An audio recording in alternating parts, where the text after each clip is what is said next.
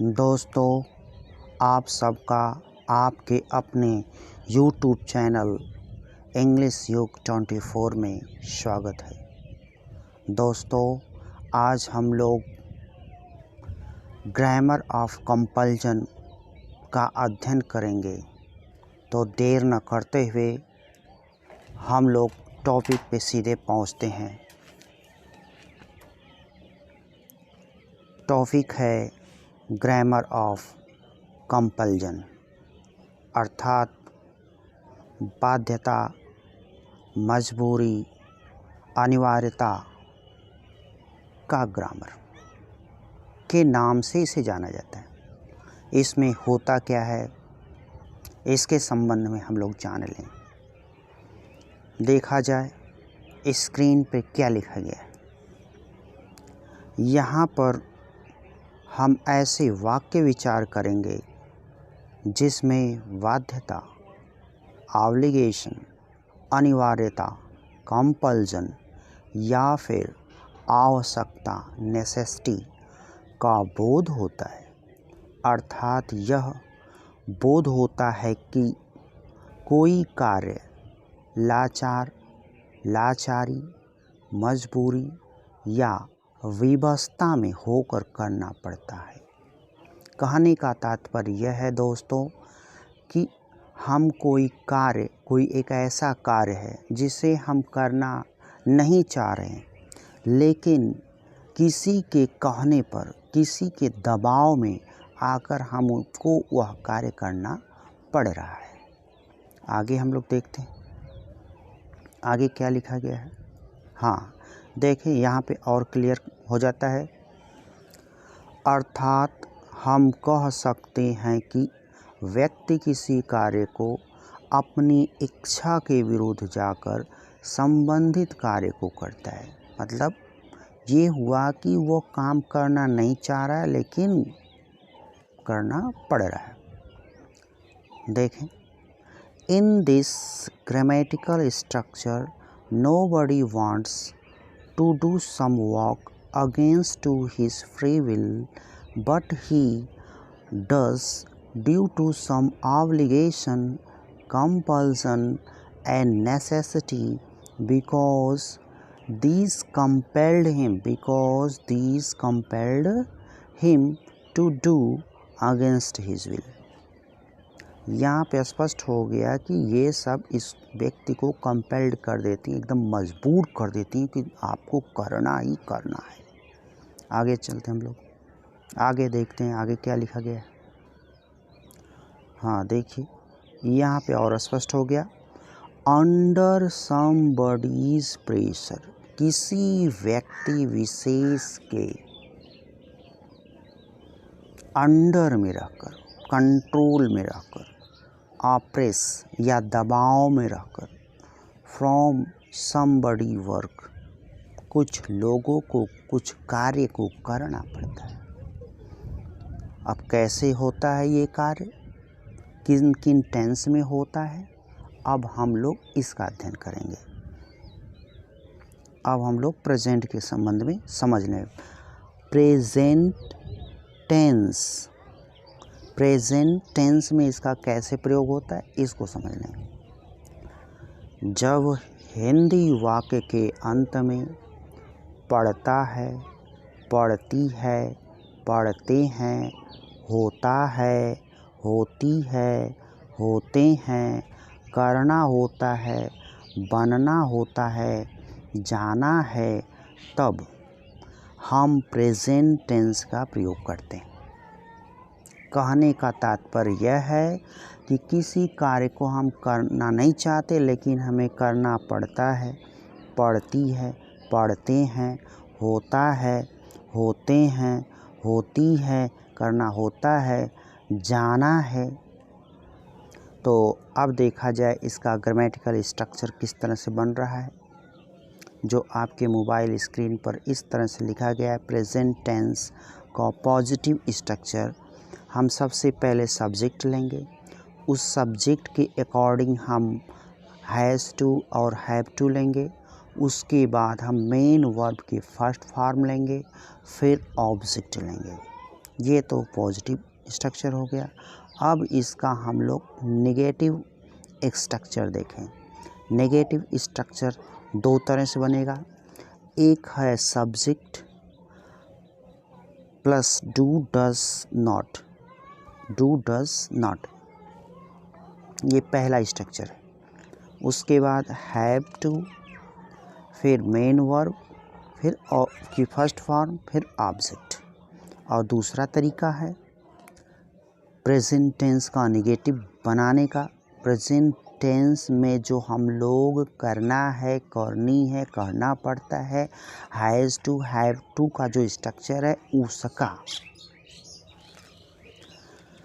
दूसरा तरीका है हम लोग सब्जेक्ट लिखेंगे हैज़ और हैव की तुरंत बाद एनओटी नॉट, उसके बाद टू प्लस मेन वर्ब की फर्स्ट फॉर्म प्लस ऑब्जेक्ट का प्रयोग करेंगे।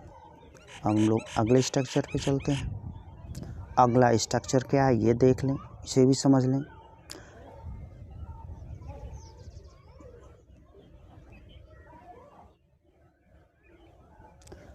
अगला स्ट्रक्चर इस प्रकार है। इंटेरोगेटिव। इंटेरोगेटिव इसमें पहला प्रकार क्या है ये जान लें। पहला प्रकार है डू डज सब्जेक्ट। अगर नेगेटिव है तो नॉट लगाएंगे, नहीं है तो नहीं लगाएंगे। उसके बाद हैव टू या फिर हैज़ टू में से कोई एक का प्रयोग करेंगे। फिर मेन वर्ब के फर्स्ट फॉर्म प्लस ऑब्जेक्ट। दूसरा तरीका यह है has have plus subject plus not to. अगर है तो, नहीं है तो नहीं लगाएंगे। मेन वर्ब की फर्स्ट फॉर्म प्लस ऑब्जेक्ट। अब हम लोग तीसरे तरीके पर चलते हैं। तीसरे तरीके में हम लोग WH वर्ड लिखेंगे। उसके बाद डू या डज में से कोई एक लिखेंगे सब्जेक्ट के अकॉर्डिंग। फिर सब्जेक्ट प्लस NOT अगर है तो लगाएंगे, नहीं है तो नहीं लगाएंगे। फिर हैव टू, फिर मेन वर्ब की फर्स्ट फॉर्म, उसके बाद ऑब्जेक्ट। उम्मीद करता हूँ कि आप लोगों को ये ग्रामेटिकल स्ट्रक्चर समझ में आ गया होगा। तो अब हम लोग सीधे एग्जाम्पल पे चलते हैं। एग्जाम्पल से समझते हैं इसको। देखा जाए यहाँ पे लिखा गया है कि मुझे जाना है, मुझे जाना पड़ता है, मुझे जाना होता है। इन सब हिंदी वाक्यों का सेंस एक है, मुझे जाना है। अर्थात मैं जाना नहीं चाह रहा हूँ लेकिन जाना है। मुझे जाना पड़ता है, मैं जाना नहीं चाहता हूँ लेकिन जाना है। मुझे जाना होता है, मैं फिर नहीं जाना चाहता लेकिन जाना है। क्यों जाना है? क्योंकि हम लोगों ने देखा कंपल्सन,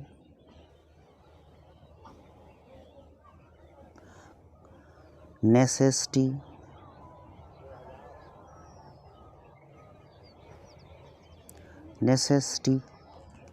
और हम लोगों ने एक और वर्ड पढ़ा ऑब्लिगेशन।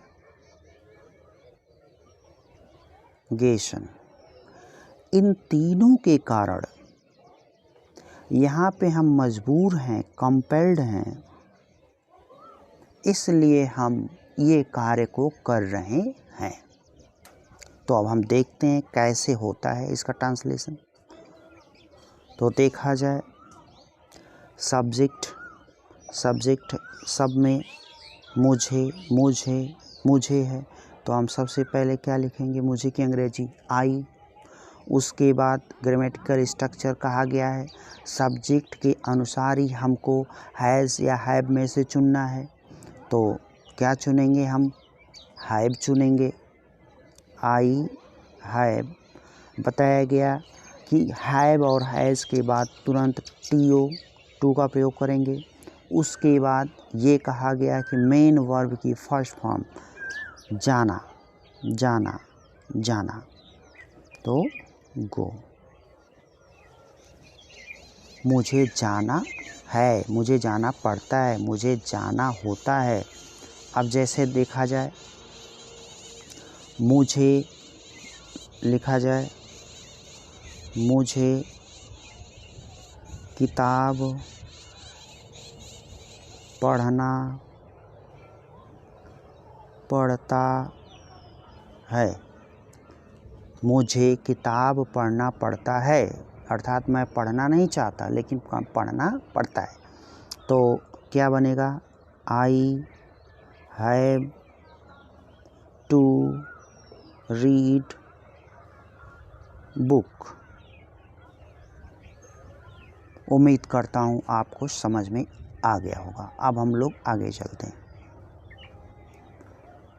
अगला एग्जाम्पल आपके मोबाइल स्क्रीन पर इस प्रकार है। लिखा गया है, उसे भीख मांगना पड़ती है, उसे भीख मांगने पड़ती है, उसे मांगने नहीं होना चाहिए, उसे भीख मांगना पड़ता है या पड़ती है, चलिए कोई बात नहीं, उसे भीख मांगनी पड़ती है, नी कर लीजिए, ज़्यादा अच्छा रहेगा। उसे भीख मांगनी पड़ती है, तो स्ट्रक्चर थोड़ा यहाँ बदल जाएगा। उसे पड़ती है, ऐसा सेंस लग रहा है कि यहाँ पे हम लोग जो हमारा सब्जेक्ट है वह फीमेल सब्जेक्ट की तरफ इंडिकेट कर रहा है।